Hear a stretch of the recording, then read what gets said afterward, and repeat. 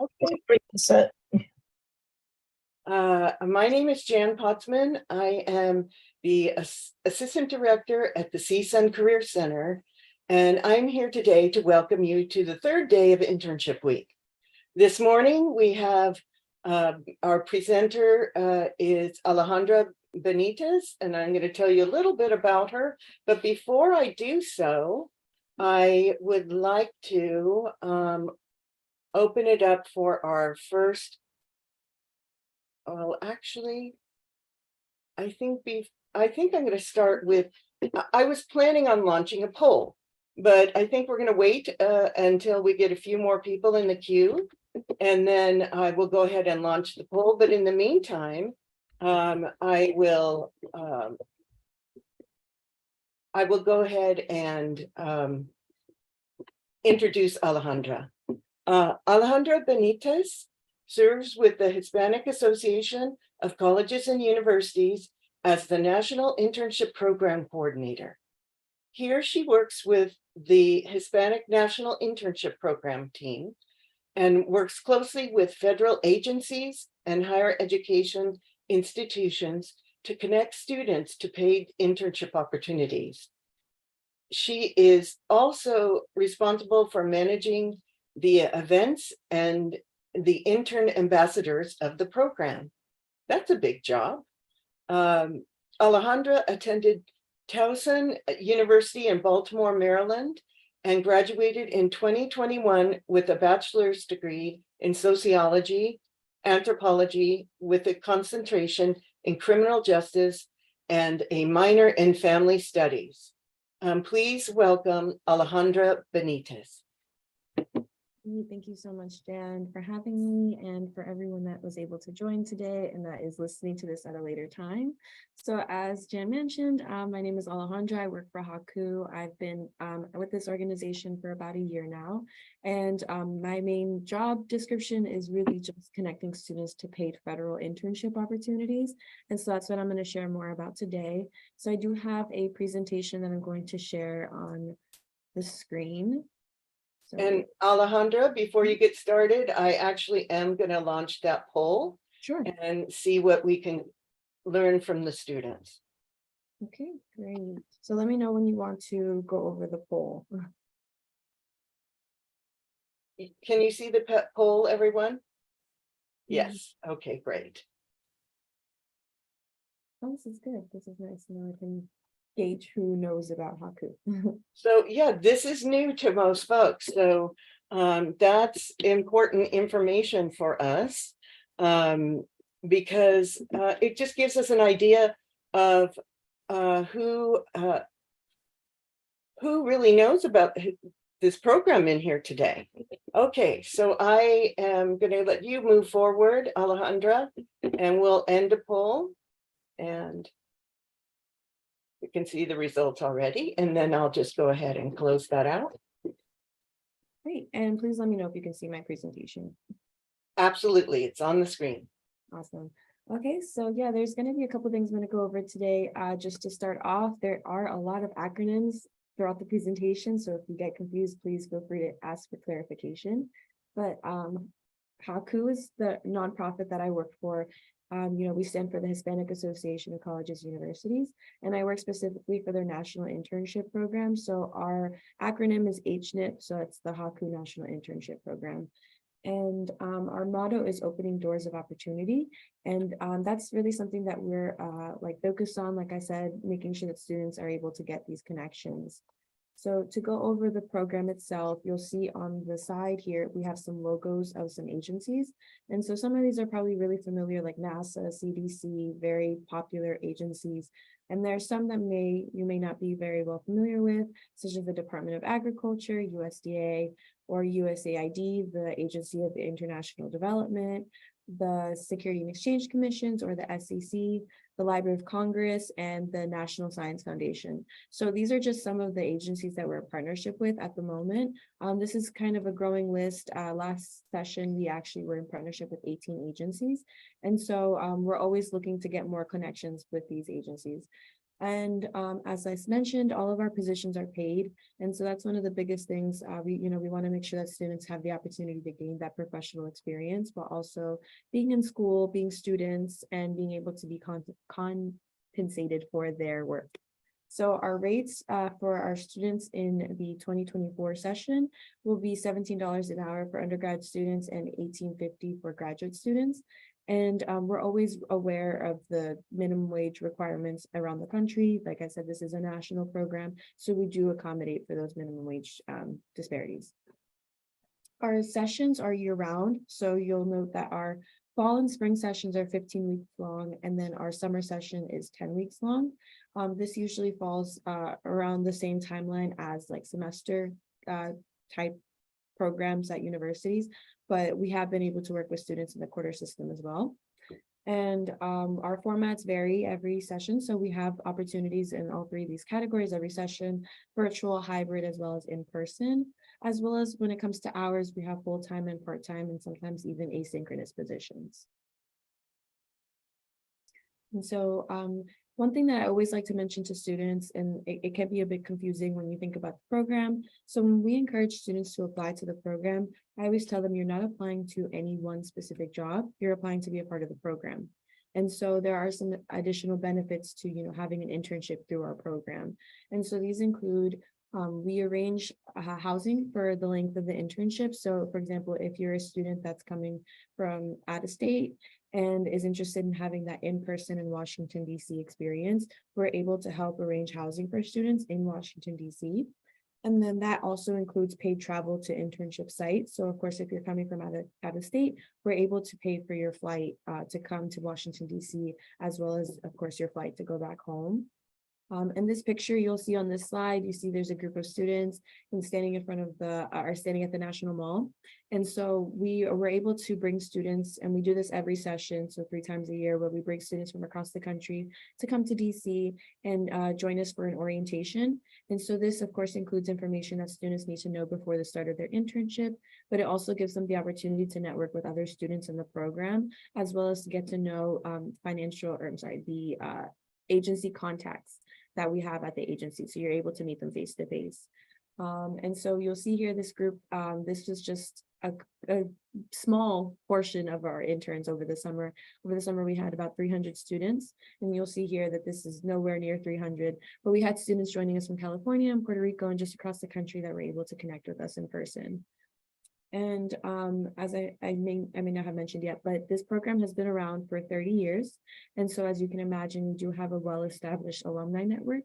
And so what this entails is we have students that are former interns that stayed within the federal workspace and have rose in the ranks. So a number of our supervisors for our current interns are actually alumni from our program. And then we also have a number of agency contacts throughout different federal agencies where they have served through HACU first, and that's what actually got them on their path. And of course, we have alumni that veered away from government. So they are working in the corporate sector, have been able to have their own startups. And so these are people that we're still in network with, that we have been able to connect students to in forms of mentorship, as well as just being able to network with them. And then I would say the biggest perk of being a part of our program is that you have an extensive support system from our staff. So our staff is pretty small. I would say there's 5 of us, 1 person in our California office, and then the rest of us here in our DC office. And we really do get to take the time to get to know our interns. Even when students are, getting more information about applying, we really do take the time to have conversations and try to get an understanding of what it is that students are interested in, whether that be for professional development seminars, which I accidentally glossed over on this slide, but we do offer professional development sessions, and these include different topics that are interesting to students. So like I said, we do talk to our students and try to get an understanding of what topics they want to learn more about. So in the past, we've been able to have someone from the Department of Treasury come and talk about financial literacy and talk about different things such as like navigating student debt, repayment of loans, navigating different savings accounts, and just different topics that maybe you don't have the most information on already. But we want to make sure that students are able to have access to these people that can guide them through and have these conversations with them. Another example of professional development seminars that we have is creating a federal resume. And so if you're someone that's interested in working with the federal government, you should be aware that there is a different requirement for a specific resume style. And so we do help students craft those. And then also, like I mentioned already, we do offer networking opportunities. So we help students prepare for when they are going to be in those, spaces where they can network. So they have like an elevator speech, if you've ever heard of that, or, be able to present themselves in a way that they're able to network and find mentorship with other people. And so, like I said, we have this support system for our students because we recognize that a lot of these students may not have the most extensive background in the field that they're interested in, or may not know how to crack into that industry. And so we want to be able to provide them that support while they're navigating a new job space. And even a lot of these students that we've been working with, this is their first time flying, ever leaving home, even leaving their home state, or having a job in general. And so we recognize that that can be a scary transition. So we are here to provide that additional support for students. And so here I have a video. This is actually from one of our partners at the Security and Exchange Commission. So you'll see here that he gives his perspective on what the internship is like on the supervisor side. And so please let me know if you can't hear it. I am John Sanders. I'm the program manager for the partnership that the SEC has with HACU. We're currently in our second semester of having interns, and it has been an amazing partnership. I'm continuously impressed with the incredible support that the staff from HACU provides, but then also truly the high quality interns that I've had the pleasure of interacting with. It's been so much that I've even given myself the unofficial title of ambassador of HACU and the internship program. So on the individual level, the experience for the interns is phenomenal. At the SEC, we truly look at interns that we receive as colleagues. They're assigned truly meaningful tasks that are built to stretch their abilities, but they also contribute directly to the SEC's mission. And our mission is protecting investors, maintaining fair and efficient markets, as well as facilitating capital formation, or typically that's referred to as helping companies grow.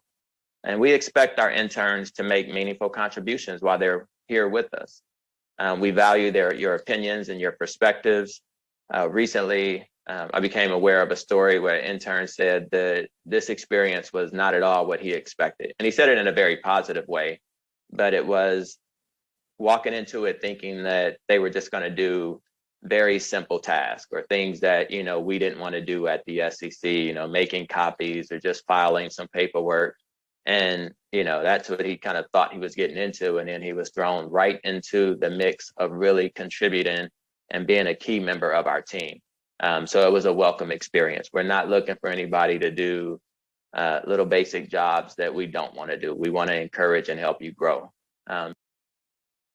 There's a couple of things I always point out with this short clip is that the first thing is that he mentions, of course, the support from the HACU staff. So I already kind of touched on that. Like I said, we are here to provide extra mentorship for students, as well as serving as that connection point for them to, have that access to the federal internship. But then in addition to that, of course, we don't just get let you figure it out on your own. We follow through. So we check in with the students periodically throughout the session and make sure that their expectations are being met. And so a lot of the times when students think of like an internship, they think of very entry-level work, making copies, getting people coffee, and just work that, has its own benefits. You learn from that, but we want to make sure that the quality of the internship is actually meaningful, and that is actually, something that the student is interested in learning more about and getting more into the specific field. And so, as you heard him mention, like the quality of the internships, it's where students are actually able to engage with meaningful work that contributes to the agency's mission. So it really is like a meaningful experience for students, and you're able to grow professionally. These aren't just people that are looking for you to clock in and out. These are people that are looking to actually help you build professionally while also providing that mentorship.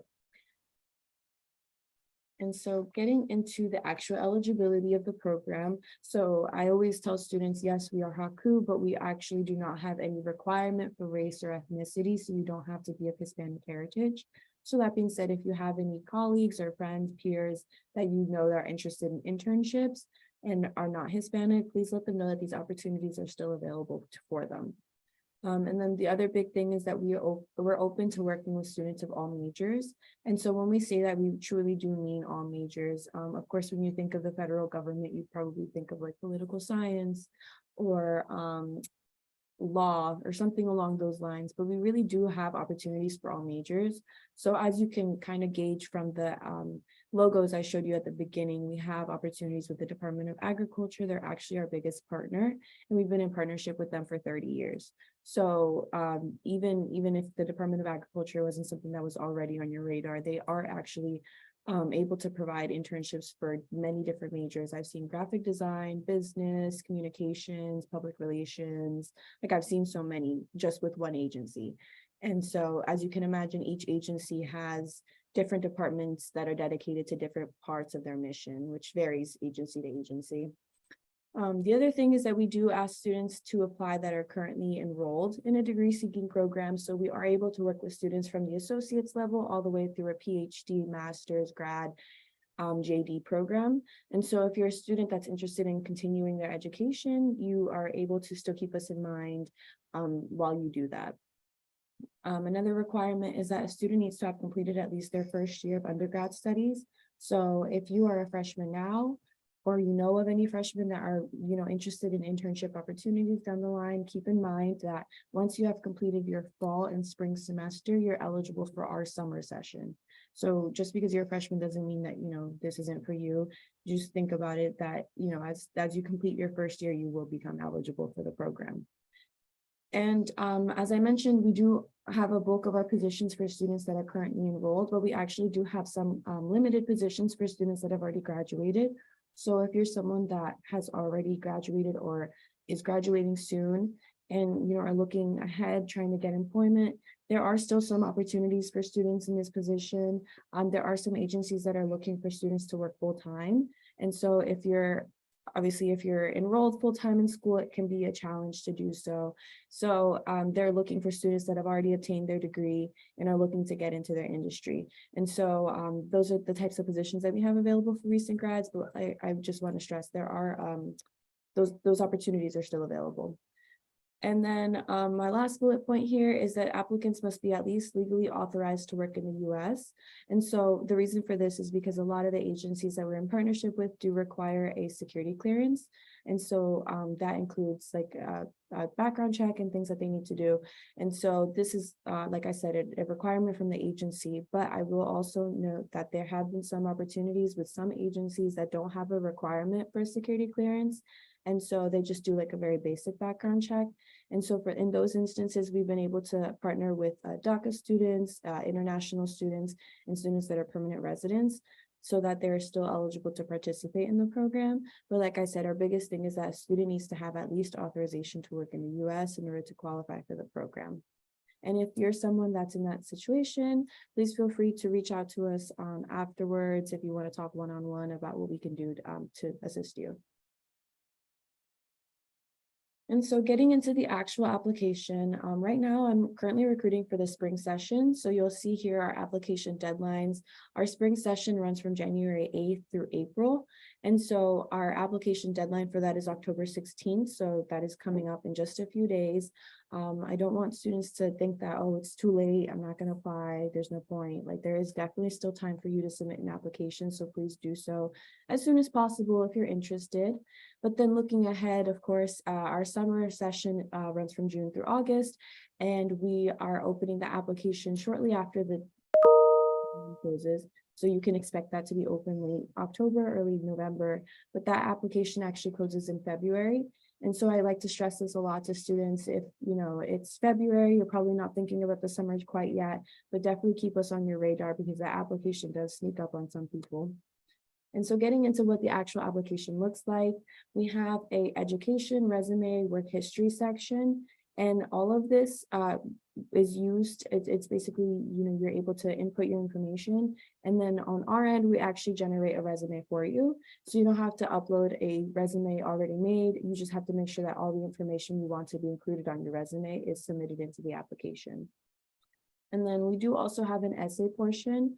And so this essay portion is, I believe, 500 words minimum. And I always tell students to take that opportunity to talk about what your interests are, because as a staff member at HACU, I'm actually able to, review your application and get an idea of what it is that you're interested in pursuing with an internship. And then we do also have some documents that we require. So that includes an enrollment verification. And so students are usually able to obtain this from like either an advisor or from the university, like a registrar office. It really is just a form that says that you're currently enrolled. We also ask for an unofficial transcript. And so I always tell students all aspects of our application are intentional. And so we don't want there to be any cost associated to applying. So if you only have an unofficial transcript, please feel free to submit the most accurate, most recent transcript. Of course, if you have an official transcript already, then you can submit that as well. Then we do also ask for a letter of recommendation as well as 1 to 3 references. And so like I mentioned before, I know that a lot of times students may not have the most extensive background in their areas of interest, but I don't want that to discourage you from applying. So if you have just 1 reference, that's sufficient. You don't have to stress about getting all 3. And so tips for the actual application, and like I mentioned earlier, it can be a bit confusing for students. Like I said, you're not applying to be in any one specific job. It's not an application for one job. You're applying to be a part of our program. And the benefit of being in the program is that our staff members review the applications as well as we review the positions that are available at the agencies. And we then are able to submit student information based on what the agency is looking for. So if you're applying to our program, you're not applying for any one job, you're applying to be a part of this group, and then we're able to submit your information. So you have the possibility of being submitted to multiple agencies at once. And this really depends. Every session, we get different requests from different agencies. So it really depends on what the need is from the agencies and if that's matching what you're looking for as well. So when it comes to tips, we always say keep it generic but loaded with details. And what I mean is that if you're writing your essay and you're very interested in working with an agency, of course, it's something that we would keep in mind. But I would actually recommend refraining from mentioning any one specific agency because some agencies actually have direct access to your applications. And so if they see, if the NSF is looking and they think you're a good candidate, but they see in your application that you're only talking about the CDC, they may think, okay, this student's not interested in working with us. And we don't want you to miss out an opportunity that you may not even be aware of that is available. So that's what I mean by keep it generic. I think that it's the best time kind of building into this next point where it says, don't undersell yourself. It's time where you should brag. And so I think that this is a really good opportunity for students to share with the team what it is that they're interested in learning more about and, why they think this opportunity would benefit them and just find ways to set yourself apart. And beyond that, I would say, like, even if you don't have experience in that specific field, but you have experience working elsewhere, other places, still include that because there are still valuable things that you may have learned in those opportunities. So don't undersell yourself, talk about all of the things that you've done before that you think would really help you stick out.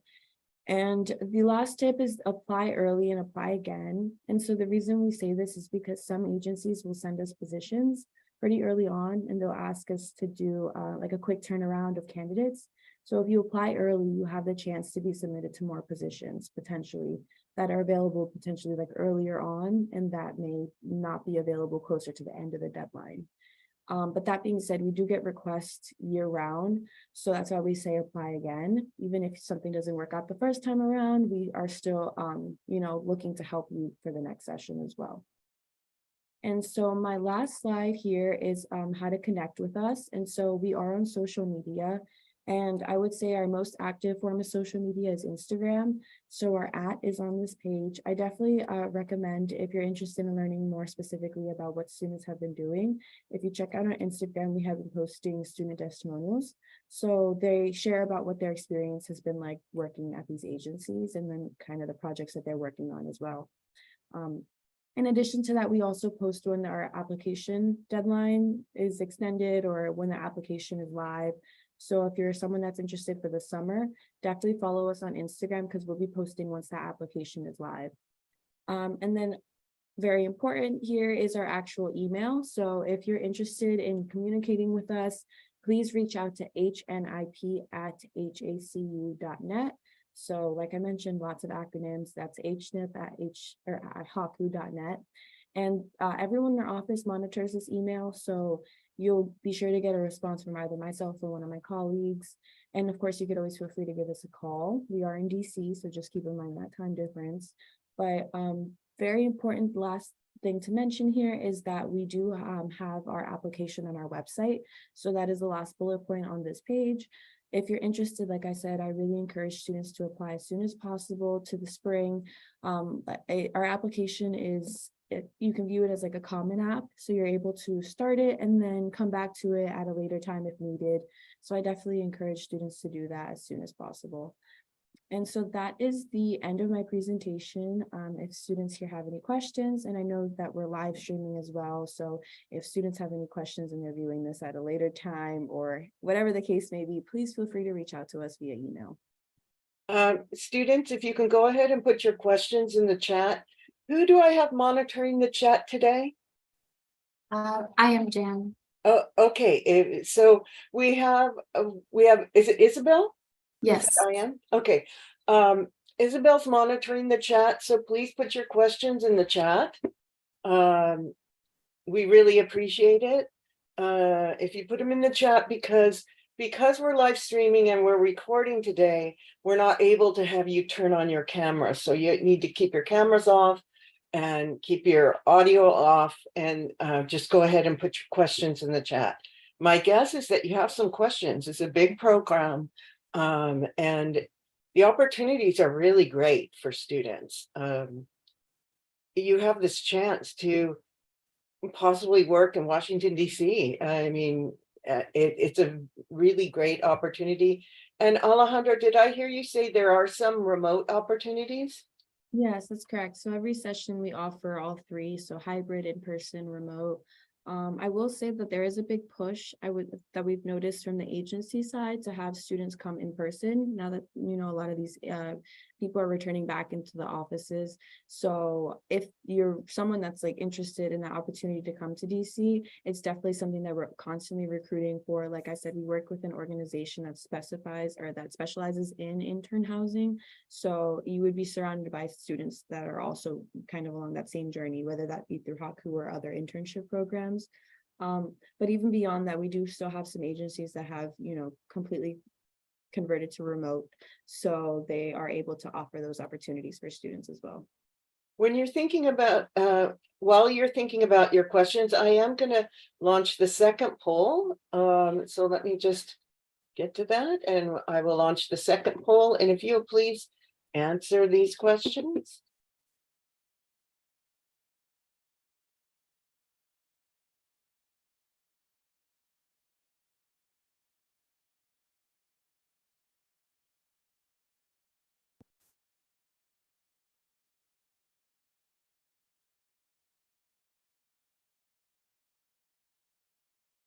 Few more people, if you could fill out the poll for us. We did have one person just join us, so and I'm glad they got on board, but for that individual, this event is live streamed. And also you can see their contact information there. If you can do a screenshot of their contact information, that can be very useful for you. So especially the last student that just arrived, if they had questions, can they email you directly, or how does that work? Yeah, so like I said, that email is able to be accessed by everyone in my office. So if you address it to my name, then I'll be sure to read it. But if not, like I said, you would probably get a response from either myself or my colleagues. Okay. Any other folks answering the poll?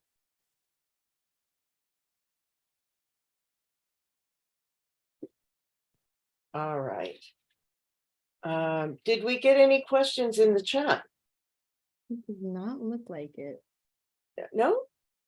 Okay, well, we'll end the poll. You can see how much they learned. So that's always wonderful for us to see. We really appreciate it. We appreciate you being here. And oh, well, here comes the questions. It always takes a little bit of time, for us to do this. So if you will go ahead and ask the question of Alejandra. Yes, the first question from Kartik is, I am an international student holding an F1 visa. So is that mandatory to have a social security to apply to this internship? Yeah, great question. So as I mentioned, we have been able to work with international students before in the past, especially students with an F1 visa. So there are some agencies, and I can give you an example. The Forest Service is a kind of like a branch under the Department of Agriculture. They provide us with many different opportunities every session. And that varies with different majors. And so they're one of the agencies that we're in partnership with that don't require US citizenship. And so in that sense, as long as you have that authorization to work in the US, you don't have to have a social security number in that instance. Wonderful. We do have another question from Simon. Say I apply for the spring. There's positions for in-person or virtual because I live in California. Yeah, so we have positions that are available that are virtual, like fully, but then I also will say, depending on the agency, we do have some field offices. So this, of course, depends on where in California. I know the state is massive, but we do have some field offices in California. So there are still opportunities for in-person positions, but it really just depends. Like I said, every session we get requests from different departments, within the agencies. So definitely our opportunities virtual, but then like I mentioned, depends on where you live. There are some in-person positions as well. I also want to let you know, if you are applying for the spring, this is a full-time internship, correct? So we have full-time and part-time. Oh, you do? Okay, I didn't know that. So yeah, full-time and part-time. Sometimes with the full-time internships, they come fall, spring, and summer, correct?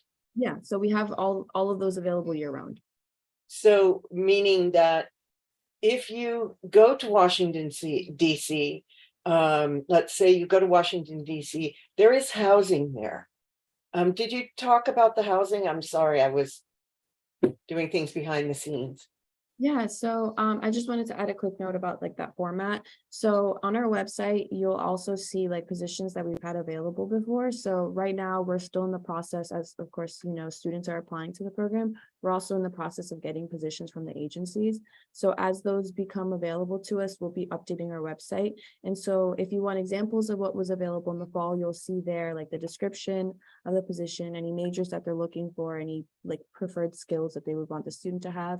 But then that also includes the location of the internship. So if it's hybrid, it'll tell you where, and then it'll also tell you like part-time or full-time. And even in some instances, some agencies have been able to be flexible. So they'll work with the student if they know that they're, working out, doing school as well. So they're able to be flexible, but it really just depends on the position. So you'll be able to see that on our website if you want, like I said, those examples from the fall. Those are positions that students are currently occupying. And then as those spring ones are available, we'll be updating it.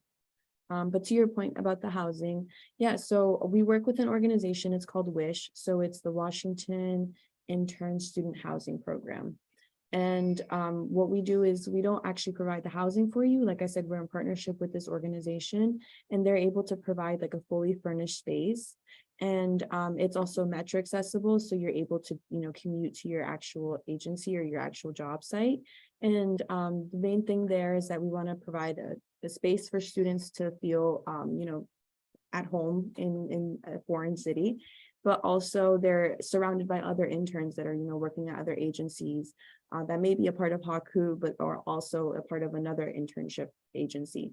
So that's what that space is like. Like I said, it is fully furnished, so you don't have to worry about, not having a couch. And then the payment for it is just something that it's a percentage that's taken directly from a paycheck. So once you start working, you'll be able to, not even have to worry about paying rent or utilities in like that traditional sense.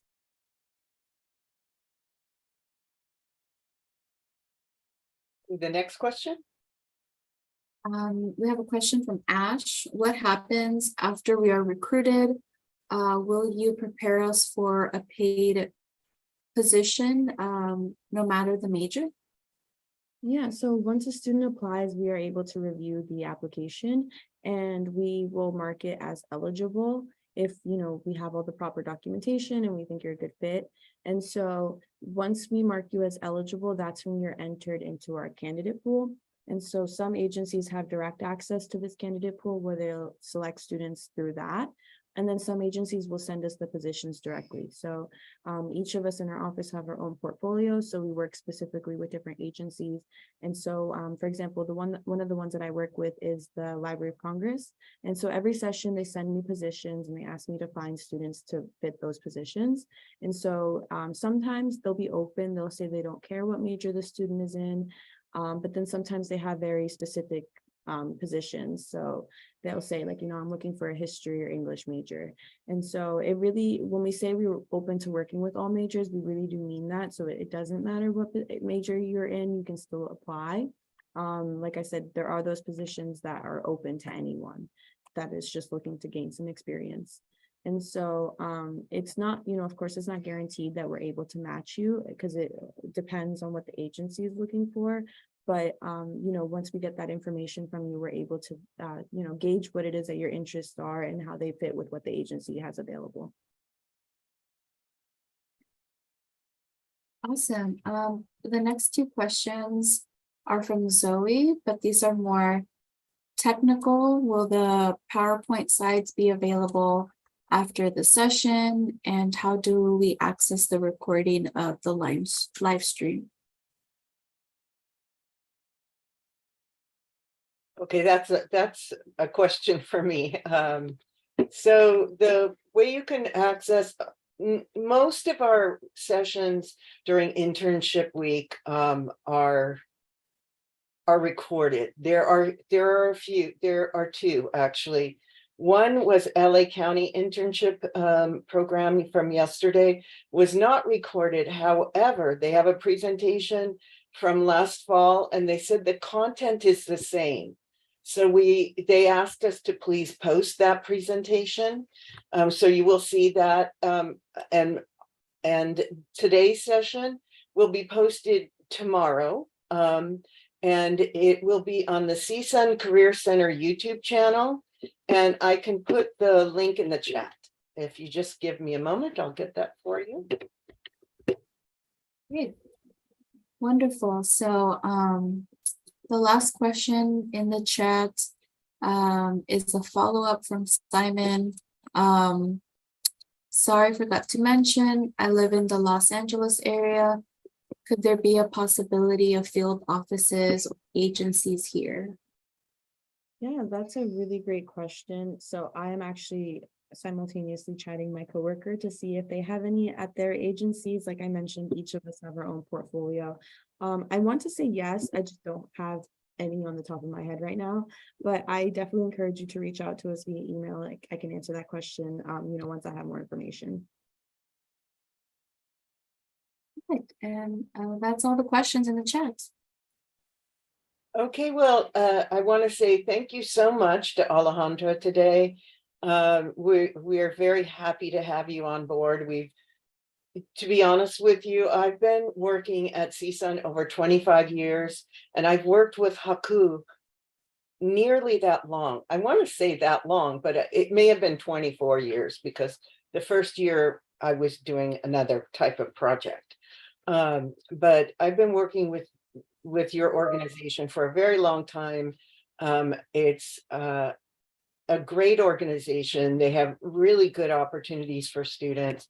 I understand if you can't go to Washington, D.C., but if you can, and you have that option to do it, to go to Washington, D.C., it can open your world to something absolutely new. And also working in the federal government, I will say, if you're thinking about working in the federal government, but you think all the jobs are in Washington, D.C., that's not true either. So I will tell you that the largest number of jobs outside of DC are in the state of California.